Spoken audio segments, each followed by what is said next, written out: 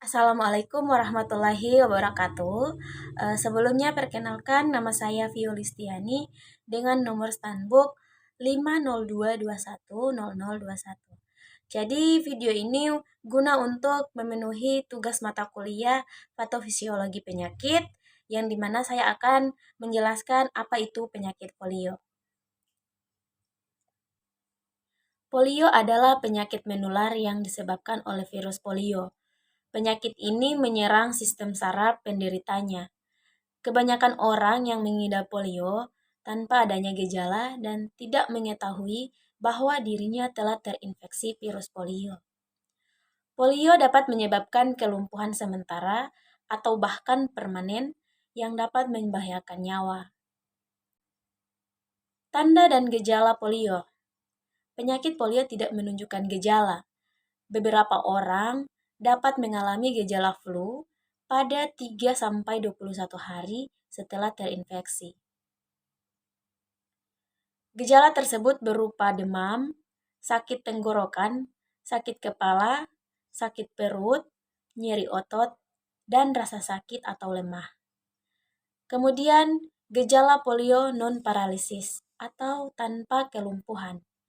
Yang termasuk gejala polio tanpa kelumpuhan adalah yaitu yang pertama demam, sakit tenggorokan, sakit kepala, muntah, kelelahan, sakit punggung, nyeri atau kaku pada lengan dan kaki.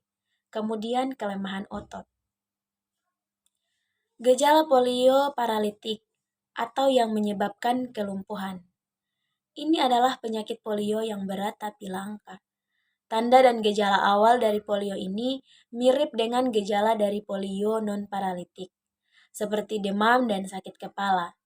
Yang membedakan adalah gejala tambahan yang berupa kehilangan refleks, otot yang terasa sangat nyeri dan lemah, tungkai yang lemas dan lumpuh. Kemudian masuk pada sindrom post-polio. Sindrom ini merupakan kumpulan dari gejala dan tanda yang dialami bertahun-tahun setelah sembuh dari penyakit polio. Gejala yang dialami dapat berupa nyeri atau kelemahan, kelelahan, pengecilan otot atau atrofi, kesulitan bernapas atau menelan, kemudian gangguan pernafasan saat tidur. Misalnya, terhenti napas sementara saat tidur. Penurunan toleransi terhadap dingin. Masuk pada penyebab polio. Penyebab polio ini terjadi karena adanya infeksi poliovirus. Ketika memasuki mulut, virus tersebut akan berjalan masuk ke saluran pencernaan dan mulai menggandakan diri. Dalam beberapa kasus, virus juga bisa memasuki pembuluh darah dan menyebar ke sistem saraf. Kemudian penderitanya akan membuang kotoran yang telah terkontaminasi virus polio ke lingkungannya dan membuat virus dapat menyebar dengan cepat, terutama jika lingkungan tersebut memiliki sanitasi buruk. Virus polio hanya menginfeksi manusia melalui yang pertama, kontak dengan feses atau kotoran orang yang terinfeksi. Kedua, paparan tetesan dari bersin atau batuk orang yang terinfeksi.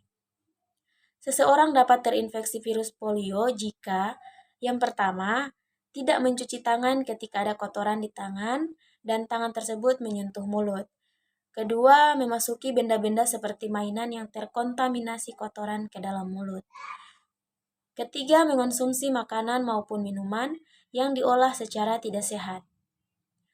Faktor risiko atau faktor-faktor berikut ini dapat meningkatkan risiko terkena polio. Yang pertama, belum divaksinasi polio. Kedua, berusia di bawah 5 tahun, terutama yang belum divaksinasi. Ketiga, gangguan kekebalan tubuh, misalnya HIV atau kanker. Keempat, kehamilan. Kelima, stres berat. Keenam, sedang merawat pasien polio. Ketujuh, bekerja di laboratorium yang menangani virus polio hidup. Dan yang terakhir, bepergian ke daerah dengan angka polio yang tinggi. Diagnosis polio. Diagnosis polio biasanya dilakukan dokter berdasarkan gejalanya, seperti leher dan punggung yang kaku, hingga kesulitan menelan dan bernafas. Dalam memastikan diagnosis, dokter dapat mengambil sampel yang akan diuji di laboratorium untuk menentukan keberadaan virus polio. Kemudian cara mengobati polio. Saat ini belum ada obat untuk menyembuhkan polio. Terapi yang dilakukan bertujuan untuk menunjang fungsi tubuh dan mengurangi risiko efek jangka panjang. Pengobatan polio antara lain dilakukan dengan perawatan di rumah sakit, obat penghilang rasa sakit, alat pembantu pernafasan, serta latihan fisik untuk mencegah terjadinya masalah pada otot dan sendi. Kemudian masuk pada komplikasi.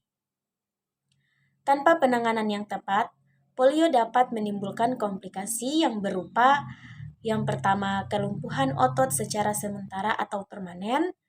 Kedua, kecacatan. Ketiga, kelainan bentuk tulang. Keempat, kelumpuhan faring. Kelima, perdarahan di saluran pencernaan. Keenam, hipertensi.